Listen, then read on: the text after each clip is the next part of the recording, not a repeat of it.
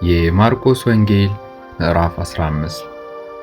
ወዲያውም ማለዳ የካህናት አለቆች ከሽማግሌዎችና ከጻፎች ከሸንጎውም ሁሉ ጋር ከተማከሩ በኋላ ኢየሱስን አሳስረው ወሰዱትና ለጲላጦስ አሳልፈው ሰጡት።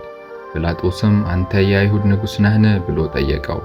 እርሱም አንተ አልህ ብሎ መለሰለት። የካህናት አለቆችም ብዙ ያሳጡት ነበር፣ እርሱ ግን ምንም አልመለሰም። ጲላጦስም ደግሞ አንዳች አትመልስምን? እነሆ በስንት ነገር ያሳጡሃል ብሎ ጠየቀው። ኢየሱስም ከዚያ በኋላ ጲላጦስ እስኪደነቅ ድረስ ምንም አልመለሰም። በዚያም በዓል የለመኑትን አንድ እስረኛ ይፈታላቸው ነበር። በአመፅም ነፍስ ከገደሉት ከአመፀኞች ጋር የታሰረ በርባን የተባለ ነበረ። ሕዝቡም ወጥተው እንደ ልማዱ ያደርግላቸው ዘንድ እየጮኹ ይለምኑት ጀመር። ጲላጦስም የአይሁድን ንጉሥ ይፈታላችሁ ዘንድ ትወዳላችሁን ብሎ መለሰላቸው። የካህናት አለቆች በቅንዓት አሳልፈው እንደሰጡት ያውቅ ነበርና። የካህናት አለቆች ግን በርባንን በእርሱ ፈንታ ይፈታላቸው ዘንድ ሕዝቡን አወኳቸው። ጲላጦስም ዳግመኛ መልሶ እንግዲህ የአይሁድ ንጉሥ የምትሉትን ምን ላደርገው ትወዳላችሁ አላቸው። እነርሱም ዳግመኛ ስቀለው እያሉ ጮኹ። ጲላጦስም ምን ነው ያደረገው ክፋት ምንድን ነው አላቸው። እነርሱ ግን ስቀለው እያሉ ጩኸት አበዙ። ጲላጦስም የሕዝቡን ፍቃድ ሊያደርግ ወዶ በርባንን ፈታላቸው። ኢየሱስንም ገርፎ እንዲሰቀል አሳልፎ ሰጠ። ወታደሮችም ፕራይቶሪዮን ወደሚባል ግቢ ውስጥ ወሰዱት። ጭፍራውንም ሁሉ በአንድነት ጠሩ። ቀይ ልብስም አለበሱት፣ የእሾህ አክሊልም ጎንጉነው ደፉበት። የአይሁድ ንጉሥ ሆይ ሰላም ላንተ ይሁን እያሉ እጅ ይነሱት ጀመር። ራሱንም በመቃ መቱት፣ ተፉበትም፣ ተንበርክከውም ሰገዱለት። ከተዘባበቱበትም በኋላ ቀዩን ልብስ ገፈፉ፣ ልብሱንም አለበሱት፣ ሊሰቅሉትም ወሰዱት። አንድ መንገድ አላፊም የአሌክሳንድሮስና የሩፎስ አባት ስምዖን የተባለ የቀሬና ሰው ከገጠር ስመጣ መስቀሉን ይሸከም ዘንድ አስገደዱት። ትርጓሜውም የራስ ቅል ስፍራ ወደሚሆን ጎልጎታ ወደ ተባለ ስፍራ ወሰዱት። ከርቤም የተቀላቀለበትን የወይን ጠጅ እንዲጠጣ ሰጡት፣ እርሱ ግን አልተቀበለም። ሰቀሉትም። ልብሱንም ማን እንደወስድ ዕጣ ተጣጥለው ተካፈሉ። በሰቀሉትም ጊዜ 3 ሰዓት ነበረ። የክሱ ጽሕፈትም የአይሁድ ንጉሥ የሚል ተጽፎ ነበር። ከእርሱም ጋር 2 ወንበዶች አንዱን በቀኙ አንዱንም በግራው ሰቀሉ። መጽሐፍም ከአመፀኞች ጋር ተቆጠረ ያለው ተፈጸመ።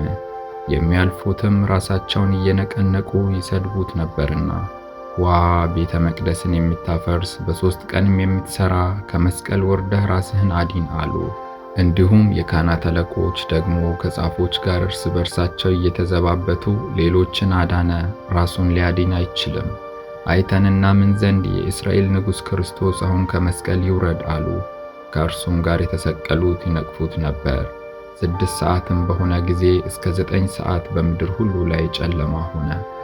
በ9 ሰዓትም ኢየሱስ ኤሎሄ ኤሎሄ ላማ ሰበቅተኒ ብሎ በታላቅ ድምፅ ጮኸ። ትርጓሜውም አምላኬ አምላኬ ለምን ተውኸኝ ማለት ነው። በዚያም ከቆሙት ሰዎች ሰምተው እነሆ ኤልያስን ይጠራል አሉ። አንዱም ሮጦ ሆምጣጤ በሰፍነግ ሞላ፣ በመቃም አድርጎ ታው ኤልያስ ሊያወርደው ይመጣ እንደሆነ እንይ እያለ አጠጣው። ኢየሱስም በታላቅ ድምፅ ጮኸ፣ ነፍሱንም ሰጠ። የቤተ መቅደስም መጋረጃ ከላይ እስከ ታች ከ2 ተቀደደ።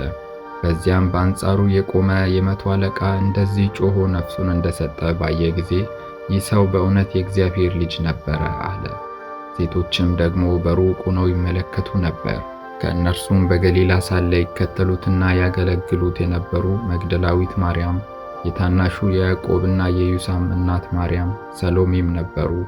ከእነርሱም ጋር ወደ ኢየሩሳሌም የወጡ ሌሎች ብዙዎች ሴቶች ነበሩ። አሁንም በመሸ ጊዜ የሰንበት ዋዜማ የሆነ የመዘጋጀት ቀን ስለነበረ የከበረ አማካሪ የሆነ የአርማትያስ ዮሴፍ መጣ። እርሱም ደግሞ የእግዚአብሔርን መንግሥት ይጠባበቅ ነበር። ደፍሮም ወደ ጲላጦስ ገባና የኢየሱስን ሥጋ ለመነው። ጲላጦስም አሁኑን እንዴት ሞተ ብሎ ተደነቀ። የመቶ አለቃውንም ጠርቶ ከሞተ ቆይቷልን ብሎ ጠየቀው። ከመቶ አለቃውም ተረድቶ በድኑን ለዮሴፍ ሰጠው። በፍታም ገዝቶ አውርዶ በበፍታ ከፈነው። ከዓለትም በተወቀረ መቃብር አኖረው። በመቃብሩ ደጃፍም ድንጋይ አንከባለለ። መግደላዊት ማርያም፣ የዮሳም እናት ማርያም ወዴት እንዳኖሩት ይመለከቱ ነበር።